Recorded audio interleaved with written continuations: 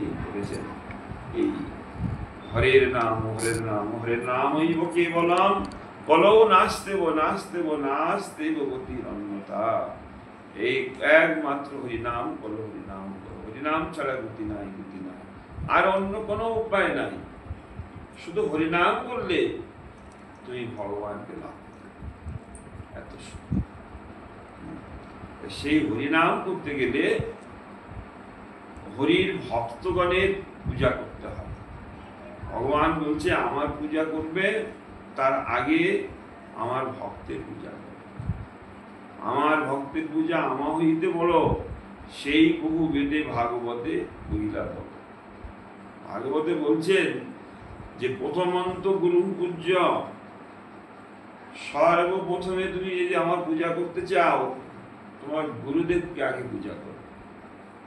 ততশ্চৈব মমার্চনম, তারপরে তুমি আমার অর্চন পূজা করবে। পূর্বং সিদ্ধিং অবাবনতি চ অন্যতা নিষ্ফলং হবে।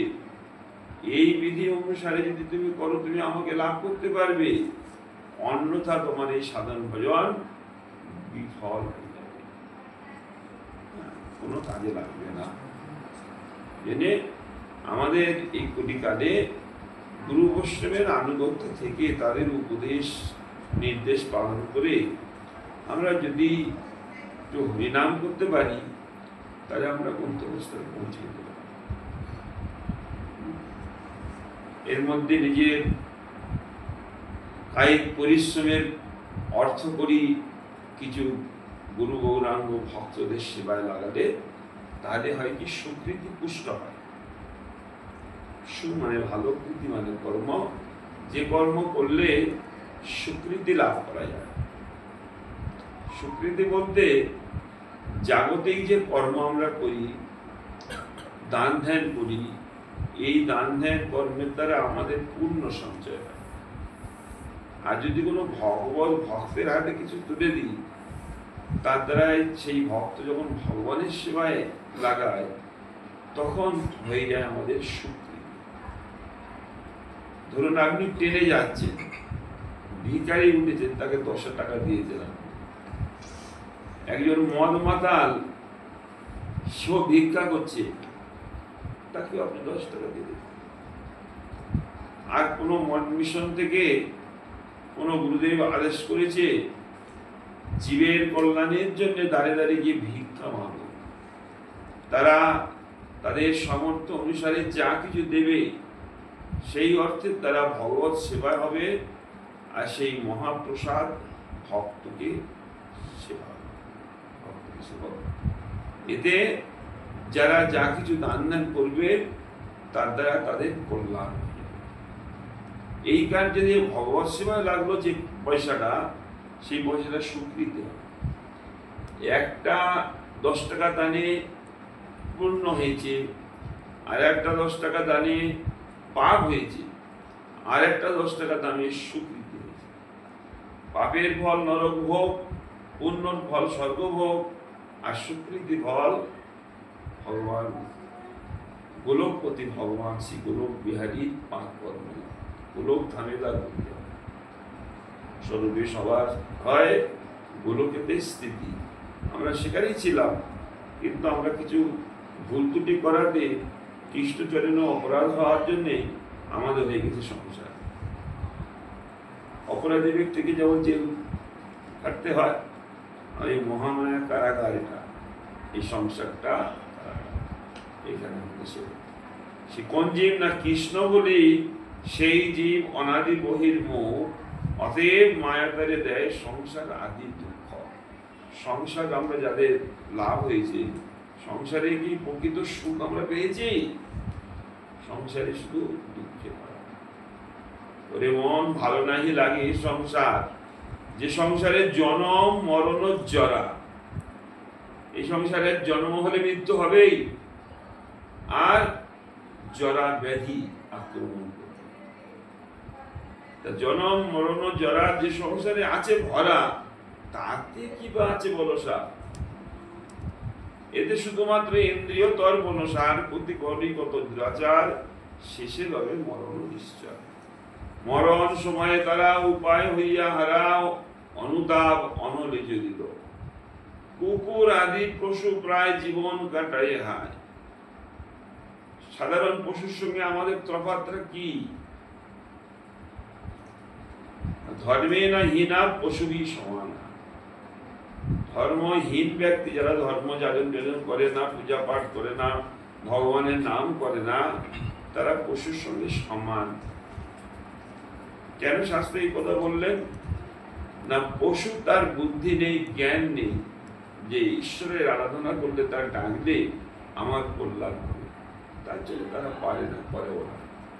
কিন্তু আমাদের মানুষের মধ্যে ভগবান জ্ঞান, বুদ্ধি, বিবেক, বিবেচনা, ভালো মন্দ বিচার করার শক্তি, এসব তো ভগবান আমাদের দিয়েছে। তো দেয়া সত্ত্বেও যদি আমরা না করি, তা ওর জ্ঞান বুদ্ধি নেই, ও করছে না পশু, আর আমার জ্ঞান বুদ্ধি আছে, আমি করছি না, ওর জন্য সমান হয়ে গেল। ধর্মে না হীনা পশুরই সমানা। ধর্মহীন ব্যক্তি পশুর সঙ্গে সমান। এই আমাদের এখন চাতুর্মাস্য বলেছি। চাতুর্মাস্যদের প্রথম পঞ্জিকার যেদিন শুরু, এই যে পূর্ণমাসের দিনে, ওই দিনে পঞ্জিকাতে লেখা আছে, যোবা নিয়মং মর্তং বোতবা জপমে বোবা চাতুর্মাস্য নয়ন মূর্খ জীবন্নপি মিত হিস শ্রাবণে বর্জয়েৎ শাকং দুদি ভাদ্রপদে তথা দুগ্ধ মাসে যুজ মাসি কার্তিকে অংশং তেজে। এইভাবে সুন্দর করে বুঝিয়েছে হরিভক্তি বিলাস থেকে শ্লোক নিয়ে এই পঞ্জিকার মধ্যে প্রথম দিনেই জানিয়ে দিয়েছে যে জীবন্মপি মৃত হিস, জীবিত অবস্থায় আমরা যারা হরিভজন করতে পারছি না বা করছি না, ভগবানের টাকার মতো একটা ভগবান মনুষ্য দেহ দিয়েছে, এই দেহ পেয়ে আমি হরিভজন করছি না, তো মৃত ব্যক্তি যখন মরে যাওয়ার পরে ওর আর ওই মুখ থেকে গোবিন্দের নাম করতে পারে না, ওর হাত আর কাজ করে না, ওর পা চলে গিয়ে সার্ভিস করতে যেতে পারে না অফিসে, পারে কি? টোটাল অফ হয়ে যায়। তো আমরা বেঁচে থাকতে যদি আমরা ভগবানের যে বিধি বিধান অনুসারে, শাস্ত্র অনুসারে যদি আমরা জীবনযাপন না করতে পারি, তো আমরা জীবিত অবস্থায় মৃত। মৃত ব্যক্তি তার প্রাণটা চলে যায়, সে কিছু করতে পারছে না, করছে না, আর আমার সবকিছু বিচার বুদ্ধি সব থাকা সত্ত্বেও আমি করছি না। তার জন্য তিনি বলছেন যে তুমি জীবিত অবস্থায় মৃত্যু হয়ে গেছে। এই একটা বিশেষ আছে, যদি সুমঙ্গল চাও সদা হরি গুণ গাও, গৃহে থাকো আর বনে থাকো, এতে তর্ক অভাব। যে যারা মনোবাসী গৃহত্যাগী, তারা হরিনাম করবে, তারা ভগবানের পূজা পাঠ করবে, আমরা গৃহী মানুষ, আমাদের দ্বারাই সব হবে না। মহাপ্রভু বলছে, দেখো গৃহস্থ এবং বৈরাগী, গৃহত্যাগী উভয়ের প্রতি বলে গোরা রায়, দেখো ভাই হরিনাম ছাড়া যেন দিন নাহি যায়, হরিনাম ছাড়া যেন কোনো দিন আমাদের ব্যতীত না হয়, হরিনাম আমাদের করতে হবে। কেন এটা বলছি? ওরে মন, কৃষ্ণ নাম সম নাহি জান। এই সংসারে যত কিছু আছে ভগবানের নামের সমান কিছু নাই। গো কোটি দানে, 1 কোটি যদি গোদান, খুব ফল শাস্ত্রে আছে, 1 কোটি যদি আপনি গাভী দান করেন, এ সকলের দ্বারা সম্ভব না। আর গ্রহণে চ কাশী, কাশীতে গ্রহণের সময় যদি আপনি স্নান করেন বা ওখানে অবস্থান করেন, তার বিশেষ ফল আছে। গ্রহণে চ কাশী, মাঘ মাসে প্রয়াগ তীর্থে যদি কল্পবাসী, মাঘ মাসে প্রয়াগের স্নানের খুব মহিমা। এবছর আবার মকর সংক্রান্তি, যোগ টোগ অনেক কিছু ছিল, তারপরে আপনার কুম্ভ মেলা ছিল, প্রয়াগে তো বিশেষ যোগ ছিল এবছর। তো সেই প্রয়াগের এই মহাকুম্ভ যোগেও যদি 1 কল্পকালও যদি বাস করা হয়, তো নহি তুল্য গোবিন্দ নাম,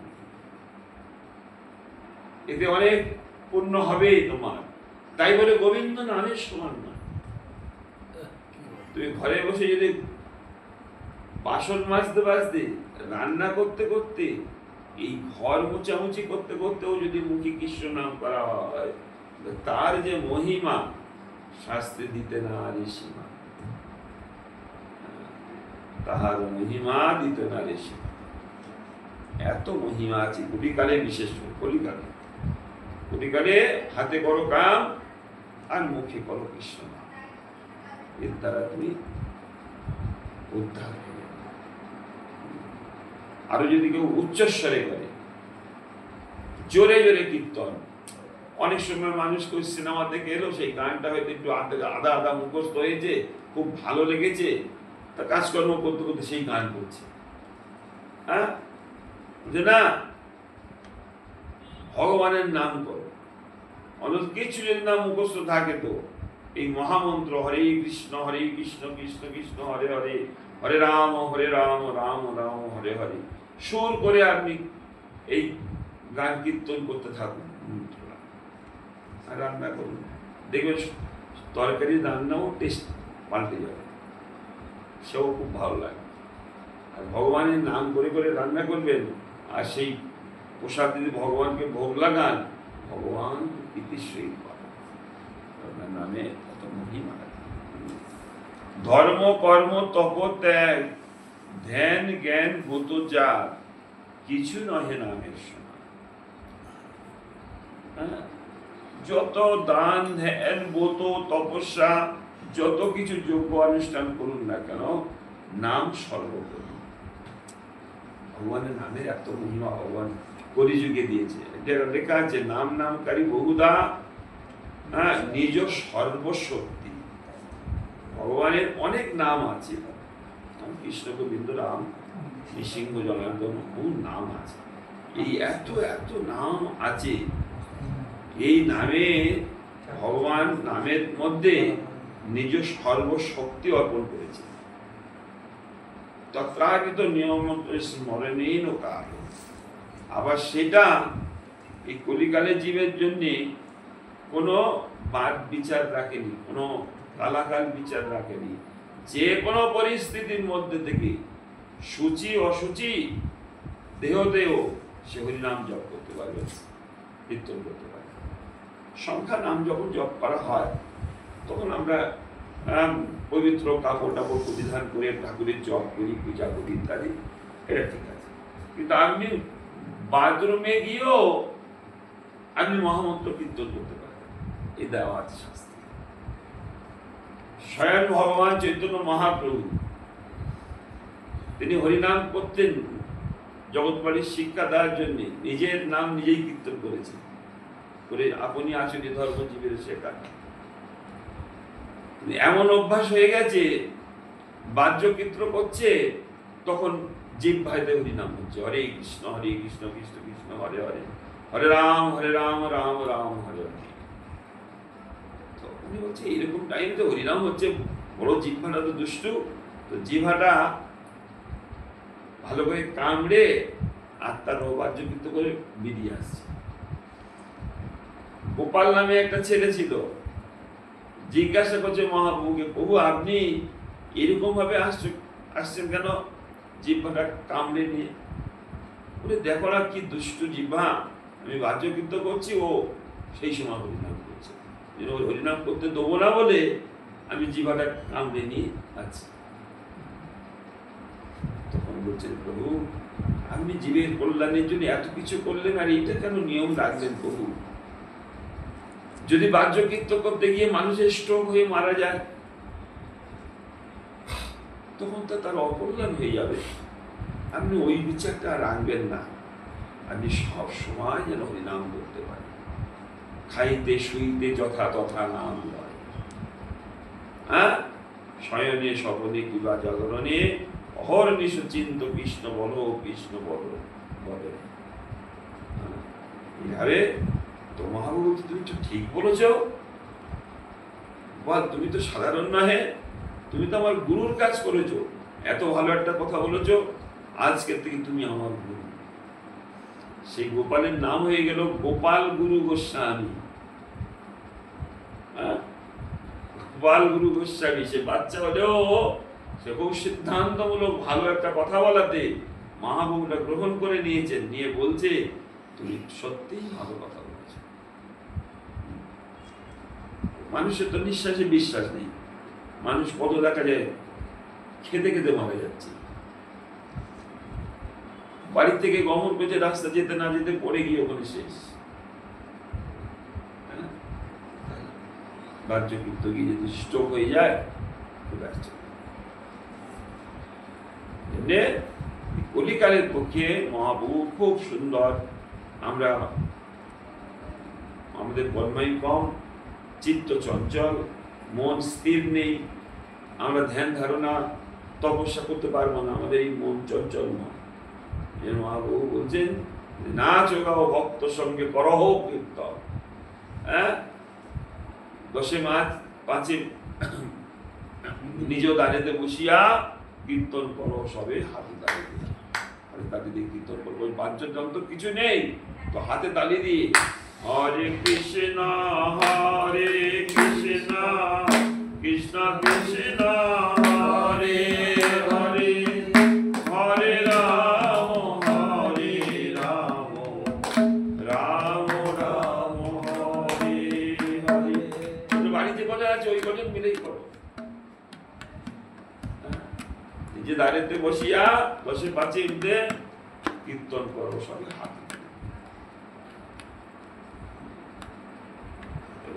যে নাম লইতে হরে প্রেমে মত্ত দিগম্বর বাল্মীকি হইল তপধন। বলছে যে নাম শিব ঠাকুর, যার নামে নামানন্দে শিব বসন না জানে। শিব ঠাকুর ভগবানের নাম করতে করতে এত উদ্দণ্ড নৃত্য আদি করতে থাকেন, তার দেহস্মৃতি জ্ঞান থাকে না, অঙ্গের কাপড় কোথায় পরিধান কোথায় চলে গেছে তার ঠিক নাই, নৃত্য করতে থাকে ভগবানের নামে, অপরন্ত আনন্দ করুন। তাই বলছে যার নামানন্দে শিব বসন না যায়, তার অঙ্গে বসন আছে কিনা ঘুরে যাচ্ছে। আর কি বাল্মীকি হইল তবধন। বাল্মীকি প্রথম দিন রত্নাগর দস্যু ছিল,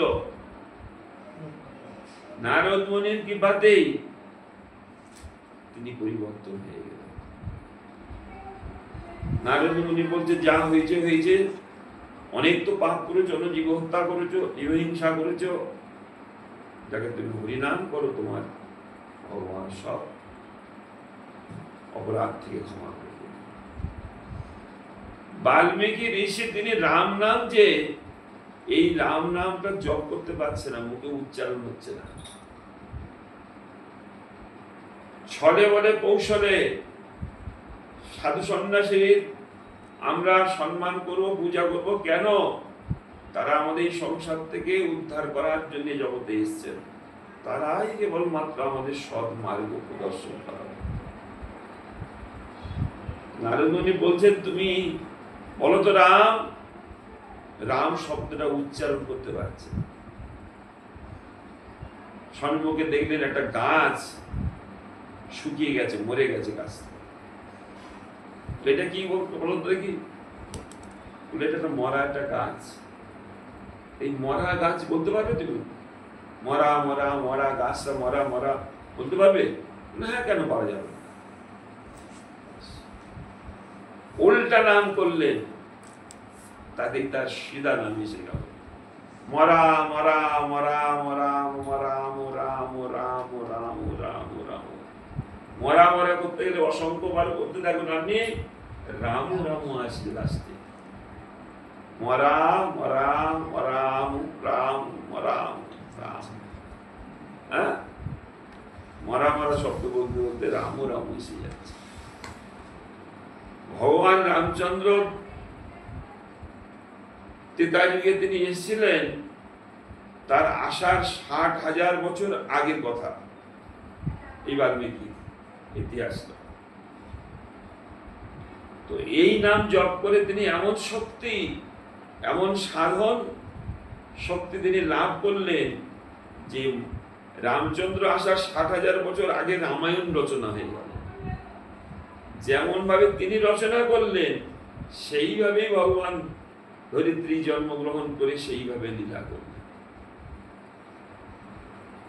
অজামিল পাপী ছিল, নামা ভাসে তরে গেল, পুত্রকে ডাকিয়া নারায়ণ।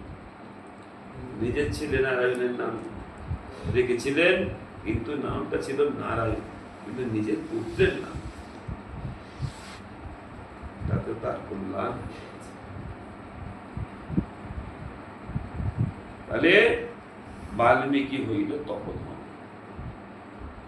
তপরূপী ধন তিনি লাভ করলেন।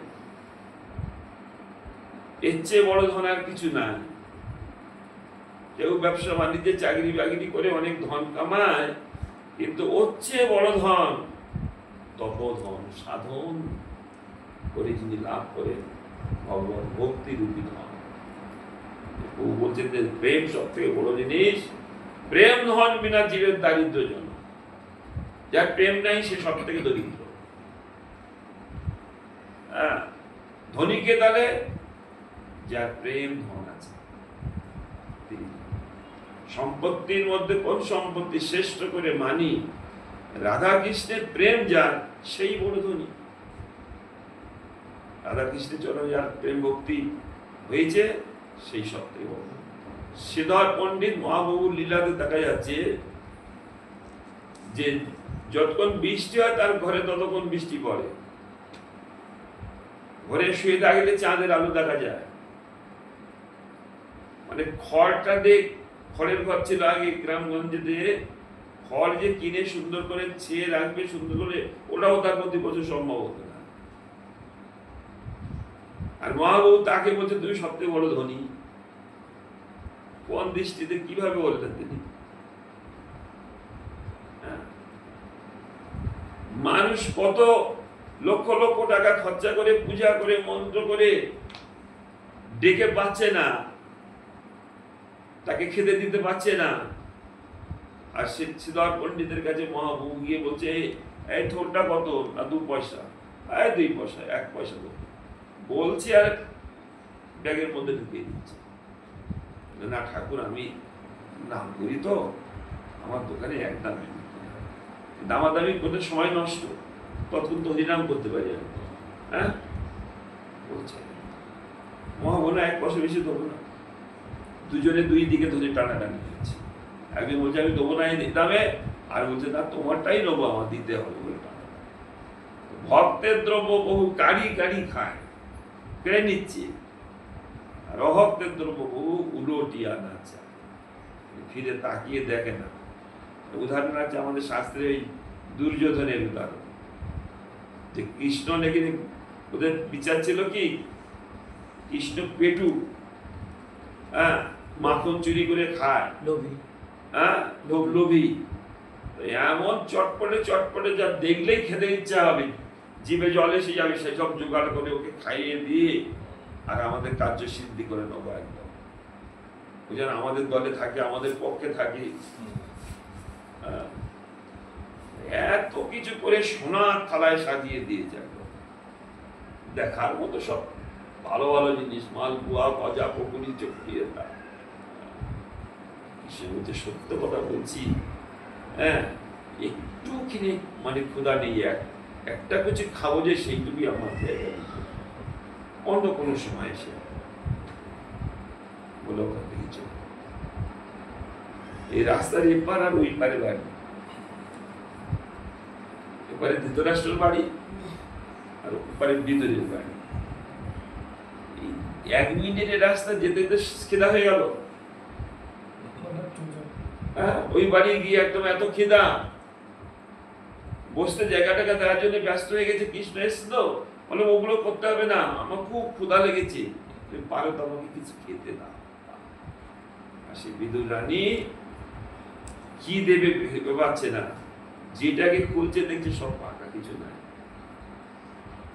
শোনা যায় কিছু কলা ছিল ঘরে, কলাগুলোর আবার ছালগুলো শুকিয়ে শুকিয়ে কালো কালো হয়ে গেছে, বেশি পেকে গেছে। আনন্দে কৃষ্ণ কোথায় বসাবে, সেই ভিজে কাপড় চান করছিল, কৃষ্ণকে কোলেই বসিয়ে দিয়েছে, লালা আজ মেরা গোদ মে বসো। কোলে বসিয়ে নিয়ে আর কলাগুলো ছাড়াচ্ছে, আর কলাগুলোই নাকি ফেলে দিচ্ছে, ছিলকাগুলো কৃষ্ণ কি আনন্দে যে খাচ্ছে। ওই সময় বিদুর ছিল না, বিদুর রানী ঘরে ছিল, আর ওই সময়তে বিদুর এসে দেখছে যে সব কলাগুলো পড়ে আছে, ছিলকা একটা নেই। তুমি কি করছো, কাকে কি দিচ্ছ? আমি কলা খাওয়াচ্ছি গোবিন্দ। কলা খাওয়াচ্ছ না পোষা খাওয়াচ্ছ? তারপরে যখন কলা দেয় তো কৃষ্ণ বলছেন এতক্ষণ যে আমি খাচ্ছিলাম তাতে যে স্বাদ ছিল, এর মধ্যে কলার মধ্যে অত স্বাদ নেই। কেন আমি কলাও খাইনি আর অন্য কিছু খাইনি, মায়ের যে প্রেম সেটা আমি গ্রহণ করছি। প্রীতি ভালোবাসা সেই জিনিসটা যে কি দুর্লভ বস্তু, সেটা তো কোনো ভাষায় বর্ণন করার জিনিস না। ভালোবেসে সেও কিন্তু তারা কোলে বসিয়ে তাকে খাওয়াচ্ছে,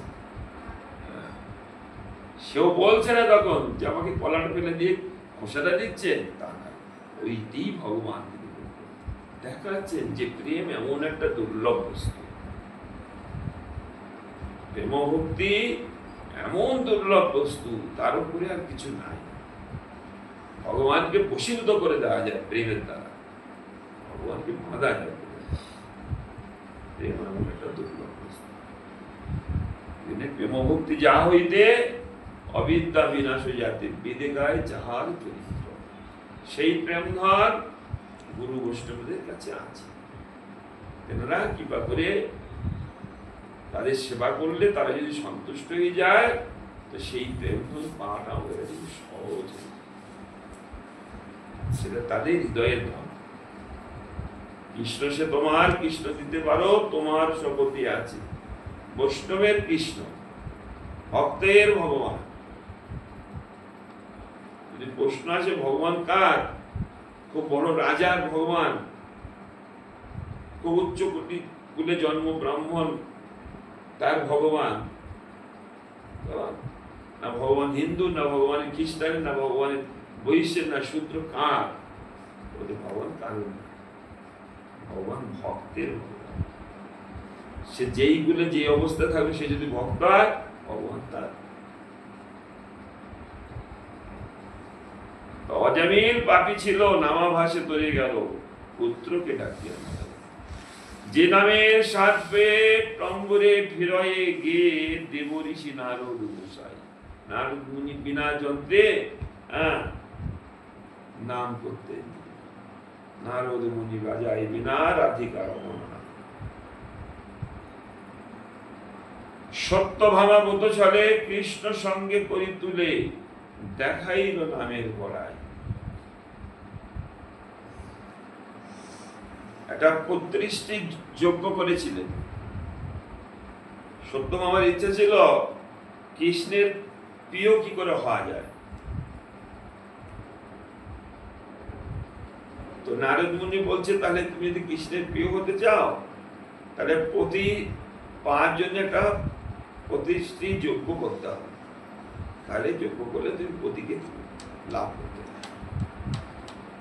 তাতে অনেক খরচ খরচা আছে, অনেক কিছু আছে, যজ্ঞ করতে হবে। যাই হোক না কেন আমি করবো, আপনি আমার পুরোহিতের কাজ করবেন।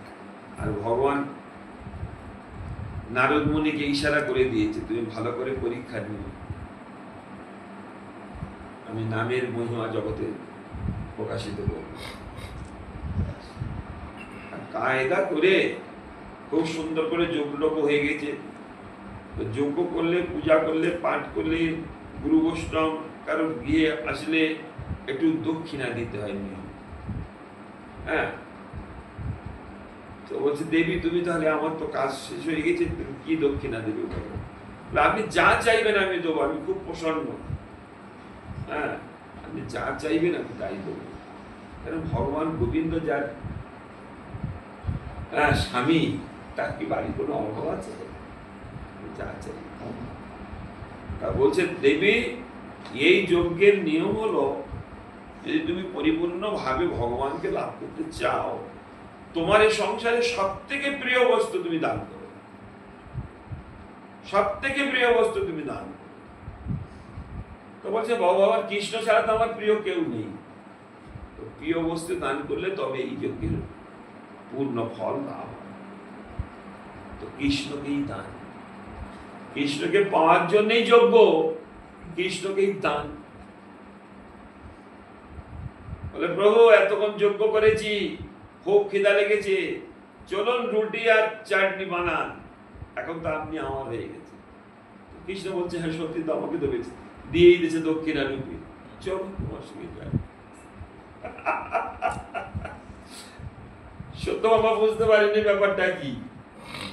আরে কি সর্বনাশ, যাকে পাওয়ার জন্য যোগ্য তাকেই দিয়ে দিলাম, তো আমার কি থাকে তাহলে? মহা দুঃখে পড়ে গেছে, একদম কান্নাকাটি শুরু হয়ে গেছে। লাস্টে সিদ্ধান্ত হলো এই, উপায় কি, কোনো বিকল্প কিছু আছে কিনা? তখন হ্যাঁ তুলাদান, তুলাদান মানে ভগবান শ্রী কৃষ্ণের তুল্য দান, তুলাদান। সোনা চাঁদি সব থেকে বড় বড় যে দামি দামি যে গয়না অলংকার, কৃষ্ণ একদিকে পাল্লায় থাকবে আর এইগুলো। ভগবান কৃষ্ণের সমান হয় কিছু? বিশ্ব ব্রহ্মাণ্ড যা রোম কুমিতে যাতায়াত করে, কি দিয়ে ওজন করবে ভগবানের সমান? কোনটাই হচ্ছে 16,000 পাটরানির যত অলংকার আছে, মন মন সব তোলা হচ্ছে, কোনটাই হচ্ছে সব দিতে থাকলে একটা আংটি দেওয়া হয়নি। আর রুক্মিণী বলছে এই যে তোমার আসক্তি থেকে গেল, ওই জন্য তো উঠছে না, তুমি এটাও উঠবে না। ভগবান কৃষ্ণ হাতে করিয়েছিল তো, ওইটা দিতে চাচ্ছে না, ওটাও তুমি করো। ওটাকে খুলে একটা তুলসী পত্র, তার মধ্যে চন্দন দিয়ে কৃষ্ণ নাম লিখে দেবেন। একটা তুলসী পত্র, যত সব অলংকার সব নামিয়ে দিলেন, আর একটা তুলসী পত্রের মধ্যে কৃষ্ণ নাম লেখা আছে। ওইটা দেওয়ার সাথে সাথে কৃষ্ণ উঠে গেল উপরে। এইটাই ভালো। হরি সে বড়া হরি কা নাম, প্রভু সে বড়া প্রভু কা নাম। ভগবান বলছে আমার পূজা হইতে আমার ভক্তের পূজা বড়, আর আমার পূজা হইতে আমার নামের পূজা, আমার নামের মহিমা আমার চেয়ে বেশি। রাধে রাধে। অনন্ত সহস্র মুখে যে নাম গায়ের সুখে, তবু তো করিতে নারী সীমা। সহস্র মুখে কৃষ্ণ গুণগান করেও শেষ পাচ্ছে না। লক্ষ্য করি অর্জুনকে বহু আপনার মুখে কয়েছেন নামের মহিমা। একদিন কৃষ্ণ দ্বারকায় শুয়ে আছে অর্জুন, আর খুব চকাচক একদম চটপটি চটপটি গরম গরম করে রুক্মিণী সত্যভামা ডাকছে বউকে খাওয়ার জন্য। তো ভগবান বলছে দেখো বাড়িতে অতিথি থাকলে একা খেতে নেই, অতিথিকে ডাকো, দিকে ডেকে তাদের আগে দিতে হয় বড় অতিথিকে, নাকি? বাড়িতে আত্মীয় স্বজন এলে বাড়ির কর্তা খেয়ে নেবে, ভালো লাগবে না দেখতে, ডাকো। ব্যাস সত্যভামাকে পাঠিয়ে দিয়েছে ডাকতে। সত্যভামা গিয়ে দেখে সর্বনাশ, অর্জুন শুয়ে আছে বটে, অর্জুনের রোম রোম কূপ থেকে কৃষ্ণ নাম হচ্ছে, এত সুন্দর, আর সুর দিয়ে যেন কীর্তন হচ্ছে একদম। ও তো চোখ বন্ধ করে একদম ওর সঙ্গে উনিও নাম জুড়ে দিয়েছে। হ্যাঁ, আরে উনি আসবেন, গরম গরম খাওয়া হবে, আসছে না। ফের রুক্মিণী কি করে, দাও তুমি যাও দেখো। এক এক করে অনেক পাটরানিকে ডাকতে গেছে, যে যাচ্ছে সে আসছে না, ওদের সঙ্গে ওই কৃষ্ণ নামে বেঁধে গেছে। চোখ বন্ধ আর কৃষ্ণ নাম হাতে তালি নৃত্য চলছে। ভগবত ইচ্ছা করুন নারদ মুনিকে বলল, নারদ মুনি দারুণ সুন্দর তো, এইবার যদি আমি বিনায় তাল দিই তাহলে তো জমে যাবে আসর। ব্যাস আসর জমে গেছে। শিব ঠাকুর এসে হাত, শিব ঠাকুর বা দারুণ তো হয়েছে, তাহলে আমি মাদল বাজাই। যে যাচ্ছে কিন্তু সে আটকে যাচ্ছে নামের মধ্যে, ভগবানের নামে এত মেতে গেছে, সব কেউ যাচ্ছে না। আর এদিকে সব শেষ, ঠান্ডা হয়ে গেছে।